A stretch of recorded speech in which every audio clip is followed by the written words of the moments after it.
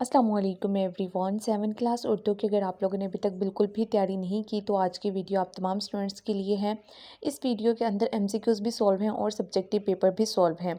अगर आप लोग वर्जन 1 से वर्जन नंबर 10 तक तमाम पेपर अटैम्प्ट करना चाहते हैं जिसमें ऑब्जेक्टिव भी हों और सब्जेक्टिव पेपर भी, और आप लोग वर्जन 1 से वर्जन नंबर 10 तक तमाम पेपर्स भी तैयार नहीं करना चाहते, तो आज की वीडियो आप लोग सिर्फ तैयार कर लें। इसके अंदर जो मैंने आप लोगों के साथ एमसीक्यूज़ शेयर किए हैं और जो सब्जेक्टिव पेपर शेयर किया है, अगर आप लोग इस वीडियो के अकॉर्डिंग तैयारी कर लेते हैं तो आपका कोई भी पेपर आ जाए, बॉयज़ स्कूल का हो, गर्ल्स स्कूल का हो, इसी के अंदर से आप लोग का अटेम्प्ट हो जाएगा। इसके अंदर most important and repeated MCQs और सब्जेक्टिव पेपर है जो वर्जन 1 से वर्जन नंबर 10 तक बार बार रिपीट हो रहा है। अगर आप लोग यही तैयार कर लें तो इंशाल्लाह ताला आप लोगों को सारा इसी के अंदर से अटेम्प्ट हो जाएगा। सबसे पहले एमसीक्यूज़ देखेंगे और इसी वीडियो के लास्ट पे सब्जेक्टिव पेपर देखेंगे। आइए एमसीक्यूज़ देखते हैं। एमसीक्यूज़ नंबर 1 का आंसर है ए, एमसीक्यूज़ 2 का आंसर बनता है सी, 3 का बी है, एमसीक्यूज़ नंबर 4 का सी है, एमसीक्यूज़ नंबर 5 का आंसर बनता है ए, 6 का आंसर बनता है हमारे पास डी। मैं सिर्फ एमसीक्यूज़ के आंसर्स आप लोग के साथ शेयर कर रही हूँ। एमसीक्यूज़ आप लोग खुद रीड कर लें, वीडियो को पॉज करके भी आप लोग एमसीक्यूज़ देख सकते हैं। उसके बाद आ जाते हैं जी हम लोग एमसीक्यूज़ नंबर 7 की तरफ। 7 का आंसर बनता है हमारे पास सी, 8 का आंसर बनता है हमारे पास डी, एमसीक्यूज़ नंबर 9 का भी डी है, एमसीक्यूज़ नंबर 10 का आंसर बनता है सी, 11 का आंसर बनता है डी, और एमसीक्यूज़ नंबर 12 है उसका आंसर हमारे पास है जी बी। उसके बाद नेक्स्ट एमसीक्यूज़ नंबर 13 है। एमसीक्यूज़ 13 का आंसर बनता है बी, 14 का भी बी है, एमसीक्यूज़ नंबर 15 का भी बी है, 16 का आंसर बनता है ए, 17 का भी ए, 18 का आंसर बनता है सी। उसके बाद नेक्स्ट एमसीक्यूज़ नंबर 19 है। 19 का बी, 20 का ए, 21 का सी और 22 का बी है।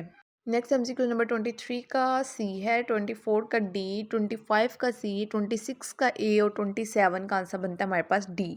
एमसीक्यू नंबर 27 के बाद आप लोगों को एक पैराग्राफ दिया जाएगा जिसको आप लोगों ने रीड करना होगा, और एमसीक्यू 28 से लेके जो 32 तक एमसीक्यूज होंगे उनके आंसर्स आप लोग को पैराग्राफ के अंदर से मिलेंगे। पैराग्राफ कौन कौन सा आया है जी आप लोग के सामने स्क्रीन पे चल रहा है, आप लोग देख सकते हैं। राशिद मिन्हास 17 फरवरी 1951 को पैदा हुए। आपने इब्तदाई तालीम लाहौर से हासिल की, उसके बाद अपने ख़ानदान के साथ कुछ अरसे रावलपिंडी में मुकीम रहे।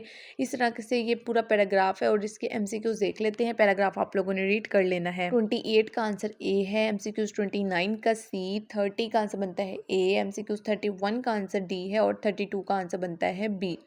उसके बाद नेक्स्ट है हमारे पास एमसीक्यूज़ नंबर 1 उसका डी, एमसीक्यूज़ नंबर 2 है उसका आंसर बनता है बी, एमसीक्यूज़ नंबर उसके बाद नेक्स्ट है एमसीक्यूज़ नंबर 3 का आंसर बनता है डी, और एमसीक्यूज़ नंबर 4 का आंसर बनता है हमारे पास सी। नेक्स्ट एमसीक्यूज़ नंबर 5 है उसका आंसर बनता है ए, 6 का आंसर है डी, एमसीक्यूज़ 7 का डी है, एमसीक्यूज़ नंबर 8 का आंसर बनता है बी, एमसीक्यूज़ नंबर 9 का डी है, 10 का आंसर बनता है हमारे पास बी। नेक्स्ट एमसीक्यूज़ नंबर 11 है उसका है ए, 12 का सी है, 13 का बी है, 14 का भी बी है, एमसीक्यूज़ नंबर 15 का भी बी है और 16 का आंसर बनता है डी। नेक्स्ट एमसीक्यूज़ नंबर 17 का ए, 18 का भी ए, 19 का डी और एमसीक्यूज़ नंबर 20 का आंसर बनता है हमारे पास ए। 21 के बाद एमसीक्यूज़ 21 का आंसर है ए, 22 का बी, 23 का डी है, 24 का भी डी है, 25 का सी, 26 का ए और 27 का डी। उसके बाद एक पैराग्राफ दिया गया है, आप लोगों ने पैराग्राफ को रीड करना है और नीचे दिए गए एमसीक्यूज़ के आंसर लगाने हैं। पहला पैराग्राफ जो हमारे पास में दिया गया वो है जी, चांद का सफ़र इंसानी तारीख का एक हैरत अंगेज़ कारनामा है। ये वो ख्वाब था जो इंसान ने सदियों तक देखा था, लेकिन 20वीं सदी में साइंस और टेक्नोलॉजी की तरक्की ने इस ख्वाब को हकीकत बना दिया। 20 जुलाई 1969 को अमेरिकी खला, यहाँ ये वाला आप लोग का पूरा पैराग्राफ है जो कि आप लोगों ने रीड कर लेना है। अब इसके एमसीक्यूज़ के आंसर्स देख लेते हैं। एमसीक्यूज़ 28 का बी, 29 का बी, 30 का ए है, 31 का भी बी है और 32 एमसीक्यूज़ है उसका आंसर बनता है हमारे पास सी।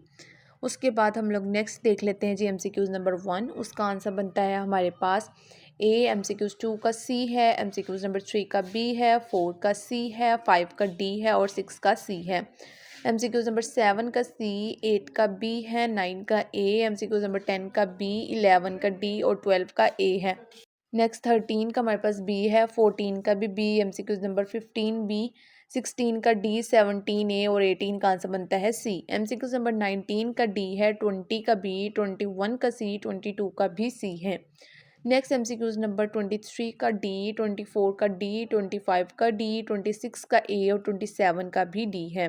उसके बाद एक पैराग्राफ दिया जाएगा, आप लोगों ने पैराग्राफ रीड करना है। पाकिस्तान में बाहर का मौसम काबिल दीद है, इस मौसम में महसूस होता है जैसे रंगों की बहार आ गई है। ये पैराग्राफ है, आप लोगों के सामने स्क्रीन पे चल रहा है, आप लोगों ने रीड कर लेना है।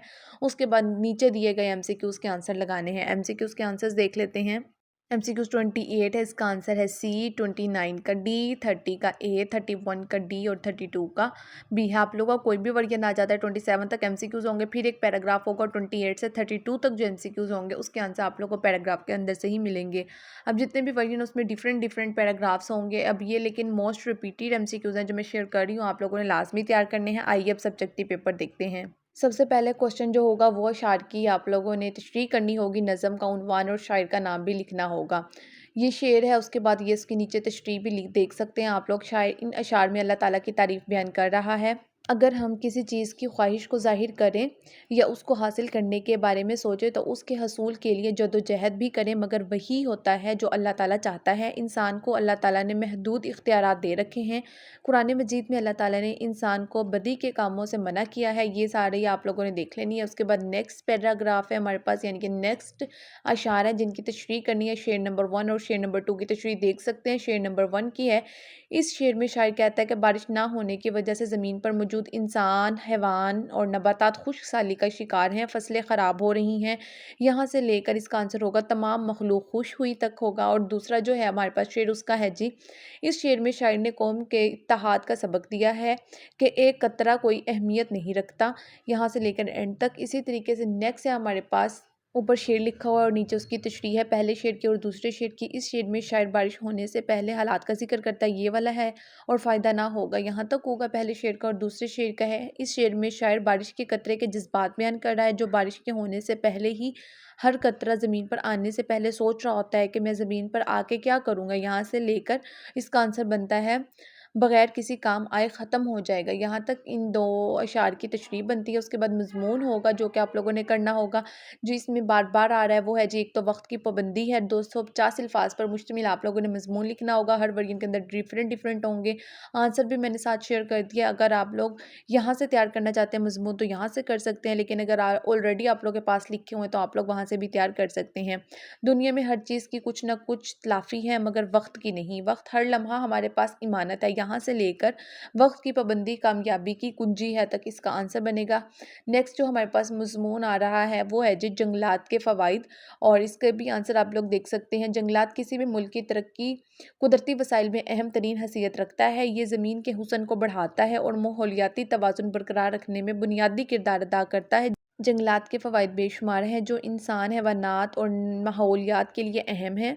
सबसे पहले जंगलात ज़मीन के फेफड़े कहलाते हैं, क्योंकि ये ऑक्सीजन फराहम करते हैं और कार्बन डाइऑक्साइड को जज़ब करते हैं। ये अमल ना सिर्फ हमारी सांस के लिए ज़रूरी है, यहाँ से लेकर एंड तक होगा। नेक्स्ट है किताब की अहमियत पर नो लिखना है आप लोगों ने मज़मून। किताबें हमारी ज़िंदगी का एक अहम हिस्सा हैं और इन्हें इल्म का ख़जाना कहा जाता है। किताबों की अहमियत हर दौर में तस्लीम की गई है। ये हमारे लिए एक ऐसा ज़रिया है जिसके ज़रिए हम नए ख़यालात, मालूमात और तजुर्बात हासिल कर सकते हैं। किताबें हमें दुनिया को समझने और देखने के लिए नए ज़ाविये देती हैं। यहाँ से लेकर इसका आंसर होगा जी हमारे पास किताबें हमारी सोच, इल्म और किरदार को बेहतर बनाने का बेहतरीन ज़रिया है। ये है जिसका आंसर। उसके बाद नेक्स्ट हमारे पास ख़त है, भाई के नाम ख़त लिखे, जिसमें अपनी इम्तिहानी कारकर्दगी से मुतल्लिक आप लोगों ने इन्फॉर्मेशन देनी है। इसका देख लेने हैं कमरा इम्तिहानी कमरा या कमरा इम्तिहान। प्यारे भाईजान अस्सलाम वालेकुम, अभी अभी आपका ख़त मिला, आपने मेरे इम्तिहानात के बारे में पूछा था। यहाँ से इसका आंसर स्टार्ट होगा और लास्ट तक इसका आंसर जाएगा। आप लोगों ने जब पूरा लिख लेना है इसको ख़त को, तो एक बार दोबारा से रीड करना है कि कोई आप लोग की मिस्टेक तो नहीं हो रही, क्योंकि ख़त में मार्क्स कटने के बहुत ज़्यादा चांसेस होते हैं, ख़ास तौर पे ये कमरा इम्तिहान वगैरह से और लास्ट वाली चीज़ों से। नेक्स्ट हमारे पास दोस्त के नाम ख़त लिखना है, जिसमें उसे मेले में शिरकत की दावत देनी है। उम्मीद करता हूँ कि आप खैरियत से होंगे। मुझे आपको ये खुशखबरी देनी थी कि हमारे गांव में मौसम गर्मा की मुनासबत से एक मेला मुनक्किद होने जा रहा है। ये बेहतरीन मौका है कि हम सब दोस्त मिलकर इकट्ठे वक्त गुजारें, बचपन की यादों को ताज़ा करें। मैं चाहता हूँ कि आप ज़रूर आएँ और हमारे साथ ये खूब लम्हात गुजारें। हम मिलकर बहुत सारी सरगर्मियाँ करेंगे, पुराने दिनों को याद करेंगे। तुम्हारी आमद की शिद्दत से इंतज़ार रहेगा। इसी तरह से फिर अगला है हमारे पास, बड़े भाई के नाम ख़त लिखना है, उन्हें मुलाजमत मिलने पर मुबारकबाद देनी है, यानी कि जॉब मिलने पर भी कॉन्ग्रेचुलेशंस करनी है उन्हें। तो इसका भी आप लोग देख सकते हैं। अगर ये चाहें तो आप लोग ख़ती जो मैंने आंसर्स आप लोग के साथ शेयर किए हैं ये भी कर सकते हैं, लेकिन अगर आप लोग ये आंसर्स तैयार नहीं करना चाहते, आप लोगों ने ऑलरेडी ख़त या फिर मज़मून वगैरह तैयार किए हुए हैं, तो आप लोग वो भी कर सकते हैं।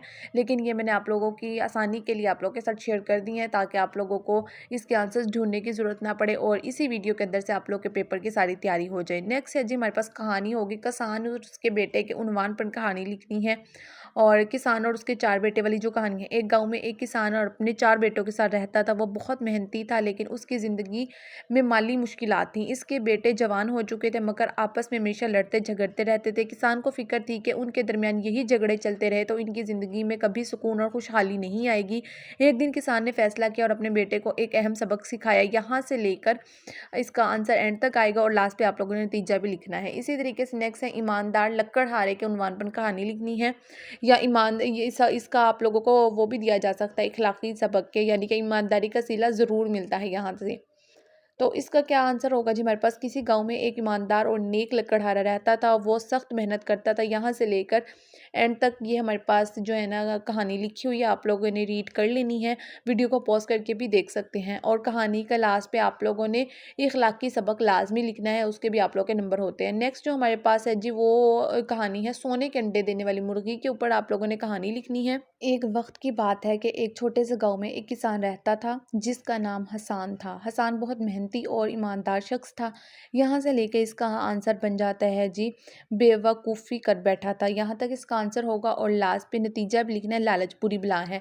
अब ये आप लोग पास कहानी लालच बुरी बला है कि उसके ऊपर भी आ सकती है, तो फिर आप लोगों ने इस तरह से लिख लेनी है। नेक्स्ट है हमारे पास एक पैराग्राफ दिया गया होगा। पैराग्राफ को आप लोगों ने रीड करना और नीचे दिए क्वेश्चंस के आंसर करने हैं। जैसे कि आप लोग देख सकते हैं ऊपर एक पैराग्राफ दिया गया और नीचे 3 क्वेश्चंस हैं। लड़ाई किस मुकाम पर लड़ी जा रही थी? कौन से ज़ख्मी ने पहले पानी पिया?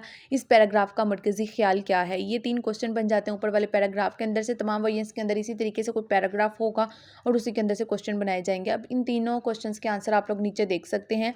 लड़ाई यरमूक के मैदान में लड़ी जा रही थी। दूसरा सवाल है कौन से ज़ख्मी ने पहले पानी किया? किसी भी ज़ख्मी ने पानी नहीं पिया। और तीसरा है कि मरकज़ी ख़्याल क्या है? इस पैराग्राफ का मरकज़ी ख़्याल है कि हमें दूसरों की ज़रूरत को ज़ाती ज़रूरत पर तरजीह देनी चाहिए और एहसार और कुर्बानी के जज्बे का मुज़ाहिरा करना चाहिए। ये आप लोगों को आंसर उसी पैराग्राफ के अंदर से मिलेंगे। इसमें आप लोगों ने अपने से नहीं लिखना, जो पैराग्राफ के अंदर आंसर मौजूद होगा आप लोगों ने वहीं से करना है। नेक्स्ट क्वेश्चन जो हमारे पास है वो है जी पानी पिलाने वाले कितने ज़ख्मियों के पास गया? सबसे पहले कौन से ज़ख्मी ने जामे शहादत नोश किया? और इस पैराग्राफ से हमें क्या सबक मिलता है? पानी पिलाने वाले 3 ज़ख्मियों के पास गया। सबसे पहले तीसरे ज़ख्मी ने जामे शहादत नोश की। इस पैराग्राफ से हमें सबक मिलता है कि हमें दूसरों की ज़रूरियात का अपनी ज़रूरियात से भी ज़्यादा ख्याल रखना चाहिए। इस तरह से क्वेश्चन पूछे जाएंगे और इसी तरीके से क्वेश्चन होंगे जिनके आप लोगों ने आंसर्स करने होंगे। आप लोग इसको रीड कर लें और आइडिया हो जाएगा। फिर आप लोग के पास कोई भी पैराग्राफ आ जाए, आप लोग उसका ईजिली आंसर कर सकते हैं। इसी तरीके से अगला है हमारे पास पैराग्राफ सब घुटनों के बल बैठकर, यहाँ से अब हमारे पास पैराग्राफ और मशवरा दे रहे थे तक इसका जो है ना आंसर बनता है। इसी तरीके से फिर नीचे 3 क्वेश्चन दिए गए हैं हमारे पास, क्वेश्चन नंबर 1, क्वेश्चन नंबर 2 और क्वेश्चन नंबर 3। अब इन तीनों क्वेश्चन के आप लोगों ने आंसर्स करने हैं। आंसर भी उसी के बिल्कुल नीचे लिखे हुए हैं, जहाँ पे पहले 1 2 3 है और दूसरी साइड पे 1 2 3 है। तो एक साइड वाले क्वेश्चन है और दूसरी साइड वाले आंसर्स हैं। तो आप लोगों ने ये रीड कर लेने अच्छे तरीके से। उसके बाद नेक्स्ट है जी हमारे पास इसी पैराग्राफ के रिलेटेड 3 क्वेश्चंस और हैं जो कि स्क्रीन पे चल रहे हैं, वो भी आप लोग देख लें। ऊपर क्वेश्चन लिखे हुए हैं और नीचे उनके आंसर्स लिखे हुए हैं। वीडियो को पॉज करके आप लोग रीड कर लें। उसके बाद नेक्स्ट हमारे पास है नेक्स्ट पैराग्राफ, ऊपर क्वेश्चन लिखे हुए हैं और नीचे आंसर लिखे हुए हैं। रात होने वाली थी। तमाम बच्चे नींद और भूख से बेहाल खड़े थे। चचा एक मरतबा फिर नए जज्बे के साथ तस्वीर लगाने सीढ़ी पर चढ़ गए। ये पैराग्राफ है और नीचे आप लोगों के पास क्वेश्चंस लिखे हुए हैं और दूसरी साइड पे आंसर्स लिखे हुए हैं। भूख से निडाल कौन खड़े थे? बच्चे भूख से निडाल खड़े थे। दूसरा सवाल है तस्वीर लगाने के लिए दीवार पर की कैसी हालत थी? दीवार पर जैसे निशानाबाजी की गई हो। तीसरा सवाल है तस्वीर लगाने से कमरे की कैसी हालत हो गई? कमरे में हर तरफ सामान बिखरा हुआ था। इसी तरीके से फिर 3 और क्वेश्चन है, उनके भी 3 आंसर्स नीचे दिए गए हैं। आप लोग वीडियो को पॉज करके तमाम क्वेश्चंस रीड कर लें, पैराग्राफ रीड कर लें। ये तमाम अगर क्वेश्चन और एमसीक्यूज अगर आप लोग तैयार कर लेते हैं तो इंशाल्लाह ताला आप लोग का कोई भी वर्जन आ जाए, पेपर आप लोग का इजीली अटैम्प्ट हो जाएगा। मज़ीद आपको कोई और क्वेश्चन तैयार करने की फिर ज़रूरत नहीं पड़ेगी। उसके बाद नेक्स्ट जो पैराग्राफ है वो है जी हमारे पास शजरकारी हमारी ज़िंदगी और माहौल के लिए बहुत अहमियत रखती है। दरख्त ना सिर्फ हमें ऑक्सीजन फराहम करते हैं बल्कि हवा को साफ़ करते हैं और ज़मीन के दर्जा हरारत को कम करने में मदद करते हैं। ये इसके फिर नीचे 3 आंसर्स के क्वेश्चन है, फिर उसके बाद नीचे आंसर्स है। शजरकारी से क्या मुराद है? ऑक्सीजन क्या है? ये कैसे हमारे काम आती है? शजरकारी ज़मीनी कटाव को कैसे रोकती है? शजरकारी से मुराद दरख्त लगाना है। ऑक्सीजन एक गैस है, ये हमें दरख्त के ज़रिए हवा हासिल कर होती है। दरख्तों की जड़ें मिट्टी को मजबूत बनाती हैं। ये आंसर्स हो जाएंगे। उसके बाद नेक्स्ट है शजरकारी से पानी के मसाइल में कैसे कमी आ सकती है?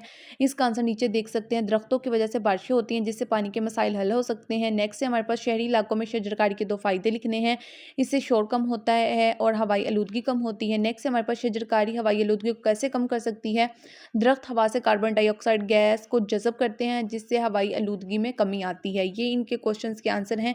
ये तमाम क्वेश्चंस के आंसर आप लोगों को उसी पैराग्राफ के अंदर से मिलेंगे, इसलिए आप लोगों ने पैराग्राफ को केयरफुली रीड करना है। उसके बाद लास्ट क्वेश्चन होगा दर्ज़ैल नसर पारे को दुरुस्त तलफ़्फ़ुज़ और रवानी के साथ आप लोगों ने पढ़ना होगा। एक पैराग्राफ दिया गया होगा जिसको आप लोगों ने दुरुस्त लफ्ज़ और रवानी के साथ पढ़ना होगा, कॉन्फिडेंस के साथ पढ़ना होगा, विदाउट एनी मिस्टेक्स पढ़ना होगा। वो पैराग्राफ कोई भी हो सकता है, टीचर आपको कोई भी पैराग्राफ दिखा सकती है, तो आप लोगों ने उसको तैयार कर लेना। एग्जाम्पल के लिए पैराग्राफ सामने स्क्रीन पर भी चल रहे हैं, आप लोग देख लें।